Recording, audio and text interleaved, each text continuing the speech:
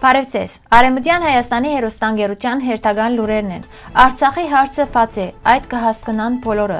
Անդրեյ Վերնոյ, հայկական հիշողության բեմադրիչը, հին հայկական քաղաք Արսամյան, նոր կտածոներ հայկական լեռնաշխարհի մեջ։ Մադաղ սերունդը հայ արժեհամագարկով դաստիարակելը կենսական է։ Նարեկ Գևորգյան պիտի ներկայացնել Լա Բոհեմ ծրագիրը նվիրված Շարլ Ազնավուրին։ Աջակցենք Արևմտյան Հայաստանի պետական հեռուստատեսության։ Միացեք մեր վետերաններուն։ Հասարակական գործիչ Նարինե Գաբրիելյան կնշե, որ Արցախի հարցը կշարունակե բաց մնալ, քանի որ այնտեղ տեղի ունեցածը մարդկության դեմ ուղղված հանցագործություն է, էթնիկ զտում։ Անոր խոսքով Հայաստանի իշխանությունները գիտակցաբար հանձնեցին Արցախը եւ չեն խոսիր վերադարձի իրավունքի մասին։ Նարինե Գաբրիելյանի համոզումով արցախցիները պետք է օգնություն ստանան ոչ թե խղճահարությամբ, այլ իրենց ինքնությունը պահպանելու եւ հասարակական կյանքին մեջ ներգրավելու համար։ Արցախի հարցը պետք է շարունակել հանուն վերադարձի արժանապատվության եւ կյանքի կշեշտե ան։ Անդրեյ Վերնոյ, ֆրանսահայ ֆիլմի բեմադրիչ, ծնած է 1920-ին Թուրքիա եւ իր մանկության տարիներուն ընտանիքով փրկված է հայրու ցեղասպանութենեն դեղափոխվելով Ֆրանսա։ Այդ փորձառությունը դարձած է անոր արվեստի հիմքը։ 1950-ական թվականներեն Անդրեյ Վերնոյ ցերկ բերած է լայն ճանաչում։ Անոր ցանոթ ֆիլմերեն են Մահ ուղիղ եթերով, Գիրագի դժոխքին մեջ եւ հատկապես Մայրիկը նվիրված ցեղասպանությունը վերապրած հայ ընտանիքի մը։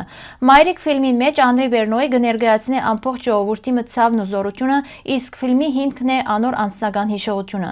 Ան իր ամբողջ կյանքին ընթացքին պայքարած է աշխարհին ներկայացնելու հայրու ցեղասպանության ճշմարտությունը։ Անդրեյ Վերնոյը մահացավ 2002-ին, թողելով հարուստ մշակութային ժառանգությունը։ Անոր ֆիլմերը կշարունակեն խոսիլ մարդկային դոգունության եւ հիշողության զորության մասին։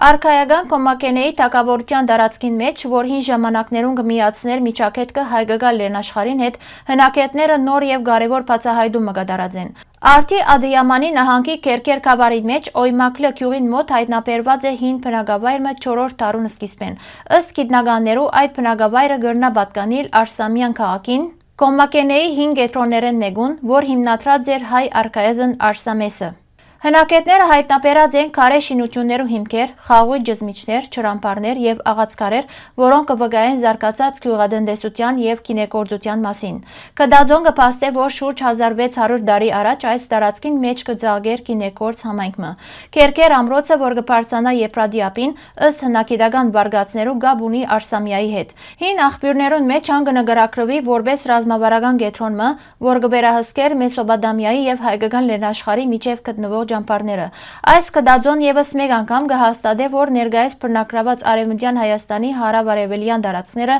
պատմականորեն եղած են հայկական լեռնաշխարհի փակեցուցիչ մասը եւ կգրեն հայկական մշակութային ժառանգության անչնչելի հետքերը։